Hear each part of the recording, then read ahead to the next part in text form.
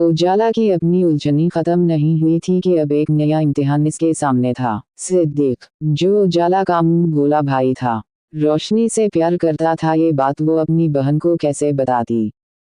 आखिरकार उजाला ने रोशनी का नंबर सिद्दीक को देते हुए कहा, तुम बात करो, जो होगा देखा जाएगा।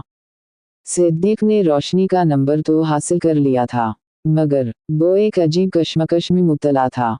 तुम्हारी रोशनी से बात हुई? रोज उजाला के इस एक सवाल पर सिद्दीक का जवाब होता नहीं। आखिर उजाला ने पूछा, क्यों?